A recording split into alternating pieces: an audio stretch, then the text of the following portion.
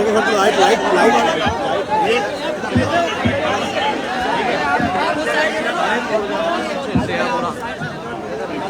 Side हो जाओ, light टूट गई भैया।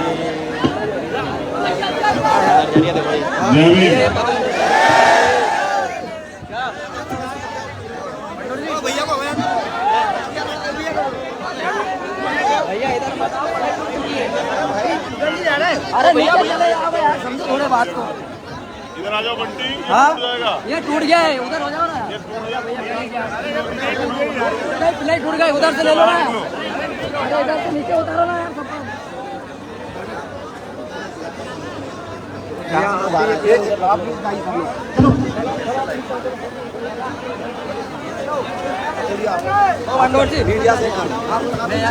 अरे इनसे मत बोलो, अरे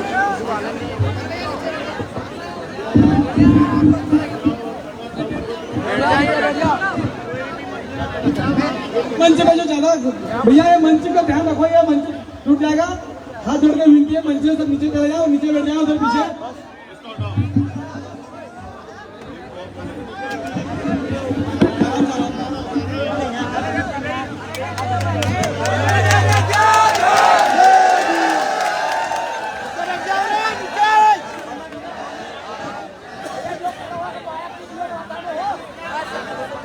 सभी युवा साथी शांति बनाए रखें। इनको मीडिया के साथियों को जगह दो। चलो जाओ, तुम लोग नीचे जगह देंगे वो लोग अपने आप। चलो जगह दो इनको। चलो तुम लोग आगे पीछे हो जाओ, जाओ गैप करो, इनको जगह दो। चलो फटाफट, तुम्हारी बात पहुंचाएंगे ये लोग आगे तक।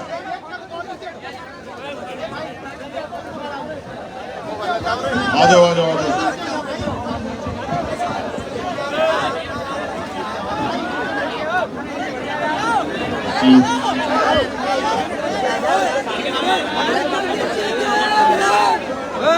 रुक जाओ अभी, रुक जाओ। आजा यार सामने तो आया भैया के सामने करता हूँ, आया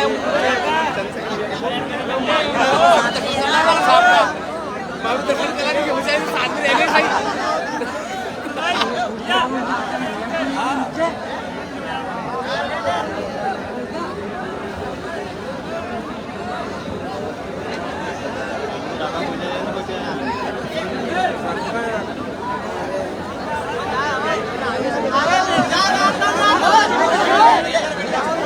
जय भीम। लगभग 10 घंटे हो चुके हैं आप लोगों को यहाँ। मैं सबसे पहले तो यहाँ उपस्थित भीम आर्मी आजाद समाज पार्टी के सभी ईमानदार समर्पित कार्यकर्ताओं का धन्यवाद करता हूँ। धन्यवाद के साथ साथ जो जिम्मेदारी मेरे ऊपर है उतनी जिम्मेदारी आपके ऊपर भी। आज आपने शाहजहांपुर में ये साबित कर दिया कि शाहजहांपुर में अब हम लोग अन्याय किसी भी कीमत पे नहीं सहेंगे।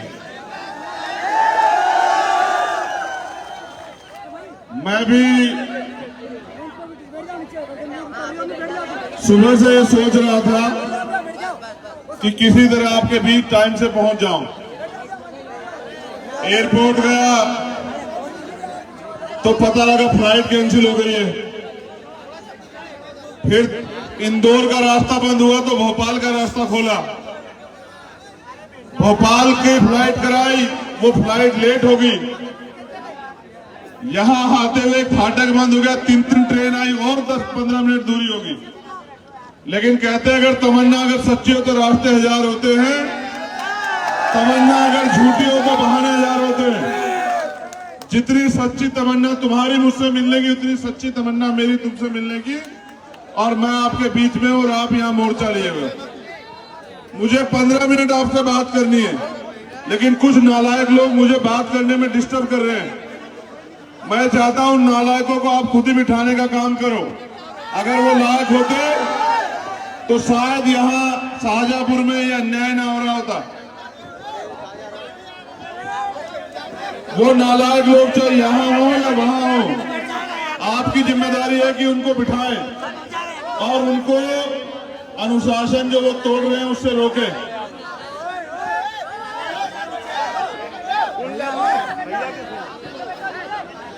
दूर हो ना इससे, दूर करो इनको यार। भैया समझ में नहीं आ रहा क्या? आना इससे आना जैसे नीचे।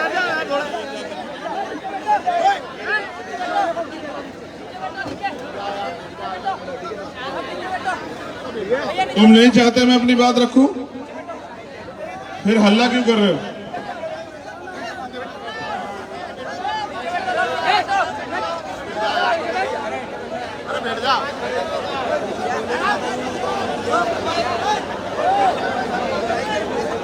क्या मैं इंतजार करूं आपके चुप होने का?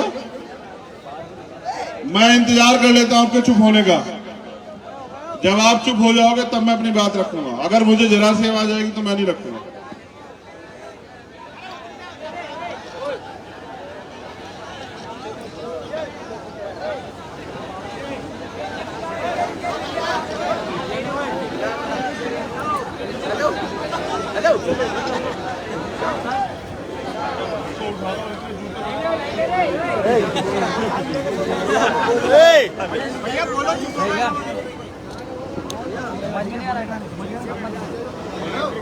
चिन्हित कर ले और सभा खत्म होने के बाद इनको रोक ले।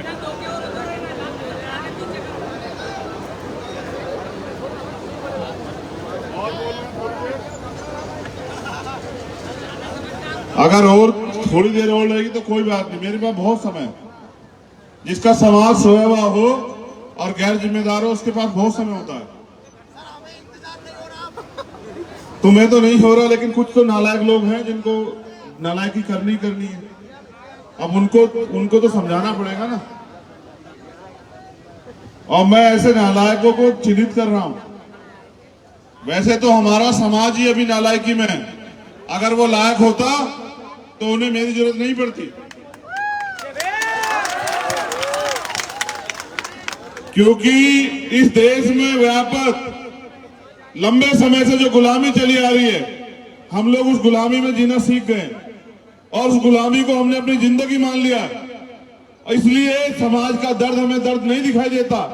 इसलिए शाहजहांपुर में हमारे अधिकारी कर्मचारियों के साथ जो अपमान होता है, जो अन्याय होता है और फिर कार्रवाई नहीं होती, वो हमें दिखाई नहीं देती। यही शाहजहांपुर में हमारे लोगों के साथ जब उनकी घोड़ियां रोकी जाती हैं शादियों में, वो हमें अपमान नहीं दिखाई देता। यही शाहजहांपुर में जब हमारे साथियों के सरकारी मशीनरी का दुरुपयोग करके घर गिरा दिए जाते हैं, वो हमें दर्द महसूस नहीं होता। हमारे चेहरे की मुस्कुराहट इस बात की गारंटी देती है कि हम गुलामी में जीना सीख चुके हैं। और जो समाज गुलाम होता है, गुलाम का एक ही धर्म होता है, गुलामी करना।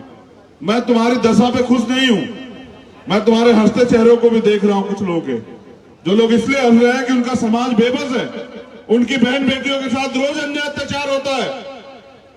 अभी 11 साल की एक बच्ची जो है वहां इंदौर में जिंदगी मौत के बीच लड़ रही है, क्योंकि जिस समाज को शासन करता जमात बनना था, वो झूठन खा के, वो ताकतवर लोगों के टुकड़े तलवे चाट चाट के जो आगे बढ़ रहा है। तो ये तो मुझे सहना पड़ेगा, ये दर्द तो मुझे देखना पड़ेगा, क्योंकि जिस समाज का युवा जीते जी समाज की लड़ाई नहीं लड़ता, वो जीते जी भी मरे हुए के समान होता है। इसलिए तो मैं तुम्हें कह रहा हूं कि नालायकी दूर कर लो। अगर ये नालायकी जाति बनाकर रखोगे तो आज तो आग तो लग चुकी है। एक कार्यकर्ता घर नहीं टूटा, कल तुम्हारे सबके घर तोड़े जाएंगे अगर तुम लोग नहीं सुधरे, तुम लोग लायक नहीं बने।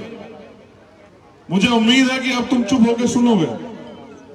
और जो तुम्हारे बीच में नालायक लोग बैठे हुए हैं, जो फोटो के चक्कर में हल्ला कर रहे हैं, उनको उनके मुंह खुद बंद करो, उनको खुद डांटो, उनके हाथ पकड़ के उनको जमीन वहीं बिठाओ, उनको बताओ कि तुम्हारी वजह से हजारों लोगों को डिस्टर्ब नहीं किया जा सकता है। अपने आसपास जो नालायक लोग बैठे हैं उनको खुद संभालो। मैं सबको कहां संभाल लूंगा? बहुजन समाज में जन्मे सभी संतों, गुरुओं, महापुरुषों को नमन करते हुए क्रांति की धरती शाहजहांपुर, करुणा के सागर तथागत गौतम बुद्ध, संत शिरोमणि सतगुरु रविदास जी महाराज, भगवान वाल्मीकि महाराज, गुरु नानक देव, संत कबीर, और समय समय पे इस देश में जन्मे उन महापुरुषों को भी नमन करता हूं जिनमें शिक्षा की जोत जगाने वाले राष्ट्रपिता ज्योतिबा फूले आरक्षण के जनक छत्रपति साहू जी महाराज और करोड़ों शोषितों को वोट का प्रयोग, वोट की ताकत देने वाले डॉक्टर बाबा साहब भीमराव अंबेडकर और सोए बहुजन समाज को वोट का प्रयोग करके बताने वाले किस तरह से वोट की रक्षा सुरक्षा होती है और वोट के जरिए किस तरह अल्पजन्मी बहुजन बनके अपनी गरीबी, अपनी परेशानियां, अपने साथ होने वाले अन्याय को खत्म कर सकते हैं। ऐसे नायक मान्यवर साहब काशीराम को नमन करते हुए मैं धन्यवाद देता हूं आपका। मैं आपके प्यार को शाजापुर के जिम्मेदार साथियों, मेरी बहनों, माताओं, बुजुर्गों, नौजवान साथियों, मैं जब तक जिंदा रहूंगा शाजापुर का प्रेम आज के बाद नहीं भूलूंगा, मेरा वादा। पूरी जिंदगी में शाजापुर के लोग, मैं फर्श पे रहूं या अर्श पे रहूं, पूरी जिंदगी में याद करके देखना, आपके इस प्यार का कर्ज चुका के दूंगा आप लोगों को, मेरा वादा आप लोगों से। लेकिन मुझे आपसे कुछ कहना है, और अगर वो बात आप नहीं सुनते, नहीं समझते, तो फिर काशीराम साहब एक बात कहते थे कि जो कौम अन्याय अत्याचार के खिलाफ आवाज नहीं उठाती वो लाशें उठाती। लाशें उठानी पड़ेगी अगर आप निकम्मे, निठल्ले, झूठे इन नेताओं के चक्कर में आते रहे जिन्होंने यहां भोपाल में, मध्य प्रदेश में अन्याय अत्याचार की पराकाष्ठा लिखी है। जो खातेगांव में हुआ, मैं उस दर्द को भूला नहीं हूं, जहां मेरे प्यारे भाइयों के साथ अपमान किया गया टीआई द्वारा, मैं उस दर्द को भूला नहीं हूं। मैं हर एक दर्द को अपने अंदर समा के बैठा हूं, इस भरोसे के साथ कि अब आने वाले समय में तुम इस दर्द का जवाब वोट के जरिए देके और अपने बीच के लोगों को विधानसभा भेज के मेरी हिस्सेदारी मध्य प्रदेश में सुनिश्चित करोगे। यहाँ की सरकार के बीच जो है अपना झंडा और डंडा बुलंद करोगे और इनको बताओगे जो अधिकारी कर्मचारी सरकार की सह में हमारे लोगों का शोषण कर रहे हैं, उनको मुंह तोड़ जवाब जो है वो कानून के जरिए देने का काम करोगे। चिंता मत करो, समय तुम्हारा भी आएगा। समय इंतजार नहीं करता है, समय रोके रोके नहीं रुकता है। देखो मैं दर्द बताता हूं आपको, यहां राका का मकान तोड़ दिया, वहां दत्तू मेड़े का मकान तोड़ दिया, और खाते गांव में कार्यकर्ताओं के साथ जो अपमान किया, क्या मैं वहां बैठा देखता नहीं हूं? मैं देखता हूं, मगर मैं दर्द से रोता नहीं हूं, मैं उस दर्द से ताकत बनाता हूं और उस ताकत को बना के मैं आपके बीच आता हूं। आज भी क्या नहीं था रोकने के लिए। यहां मैं नहीं जानता कि सरकार ने कैंसिल कराई या प्राकृतिक रूप से कोई मुसीबत थी, सारी फ्लाइट इंदौर की कैंसिल की आज आने रोकने के लिए। और वो जो 2 बजे वाली फ्लाइट थी, 2:40 वाली, वो 3:45 बजे उड़ी वहां से, वो भी लेट पे लेट होती रही। मैं समझता रहा कि सरकार को समझ आ गया कि पिछड़े वर्ग के लोगों ने आरक्षण के खिलाफ मोर्चा लिया हुआ है, और अगर ये चंद्रशेखर भी आ गए और ये इकट्ठे हो गए तो आज ही क्रांति हो जाएगी मध्य प्रदेश में। मैं इस बात को वहीं बैठे समझ रहा था। मैं ये समझ रहा था कि मुख्यमंत्री जी देख रहे हैं कि दोबारा नेमावर न हो जाए, मुख्यमंत्री इस बात को समझ रहे हैं, इसलिए वो जानबूझ के अपनी सरकारी मशीनरी का दुरुपयोग कर रहे हैं। याद रखो, ये गुलाम भारत नहीं है, ये आजाद भारत। जितने अधिकार उनको हैं इतने अधिकार हमें, और जितनी ताकत वो रखते हैं उतनी ताकत हम रखते हैं। लेकिन हम कमजोर इसलिए हैं कि इस देश की 3 बड़ी ताकतें, मनी, माफिया, मीडिया, उनके कब्जे में। अगर हमारे कब्जे में कुछ है तो वो हमारा शरीर, वो हमारी ताकत, और इस अन्याय को हमें सहना पड़ता है। हमें पता है सीवर में जाएंगे तो मरेंगे, लेकिन फिर भी अपने बच्चों के पेट पालने के लिए सीवर में उतरना पड़ता है। ये दिया है सरकारों ने हमें। 70, 71, 72 साल हो गए हमारे लोग भरोसा करते रहे कि ये लोग हमारे लिए कुछ करेंगे, लेकिन उन्होंने किया क्या? रोटी, कपड़ा, मकान से ज्यादा की लड़ाई वो आगे नहीं बढ़ा पाए। अभी तो इस देश में स्वाभिमान सम्मान की लड़ाई दूरी है। मैं समझता हूं कि जब तक इस देश से सामाजिक गैर बराबरी और आर्थिक गैर बराबरी नहीं खत्म होगी, एक गरीब को उतने साधन संसाधन नहीं मिलते जितने इन सरकारों के अमीरों को मिले हुए, तब तक ये लड़ाई अधूरी है। आप चिंता मत करो, आप देखते जाओ, भीम आर्मी के लोगों ने मोर्चा ले लिया है। अब कोई हवा, कोई तूफान, कोई आंधी नहीं रोक सकती। अब गरीब को भी बराबरी के अधिकार मिलेंगे, जो अधिकार इन पुराने सरकारों के लोगों ने दबा के रखे हैं। मैं अभी लौटा उड़ीसा से, और जब मैं उड़ीसा में गया तो मैंने देखा, उससे पहले मैं झारखंड गया, उसके बाद मैं राजस्थान गया, फिर मैं हरियाणा गया। मैंने कई स्टेट में जाकर देखा कि आज भी गरीबी, बिना भूमि के, बिना साधन के, बिना नौकरियों के, बिना रोजगार के हमारे लोग रोटी कपड़ा मकान के मोहताज हो रहे हैं। और ये सरकार हमारी उसी उसका फायदा उठा रही है। आप क्यों आपको क्या लगता है ये अन्याय इसलिए हो रहा है कि हम कमजोर हैं? नहीं, ये अन्याय इसलिए हो रहा है क्योंकि अब आप लोग ताकतवर होने वाले हो रहे हो, आप लोग ताकतवर होने वाले हो रहे हो, आप इकट्ठा होने वाले हो रहे हो, तो सरकार को लग रहा है किस तरह से इनको रोकना है, इनको डराना है, धमकाना है। ऐसा प्रयोग ये मेरे ऊपर करके देख चुके हैं। इन्होंने मुझे 16 महीने बंद रखा, लेकिन 16 महीने में मैं इनसे डरा थोड़ा ही। इन 16 महीने में इनसे नहीं डरा।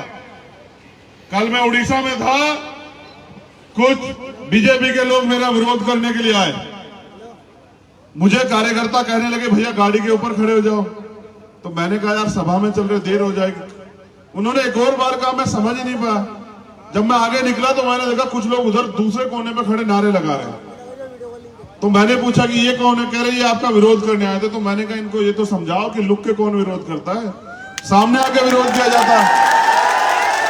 ये जो वहां छिपके मंदिर की ओट लेके विरोध कर रहे हैं, वहीं अंदर खड़े होकर नारे लगा रहे हैं।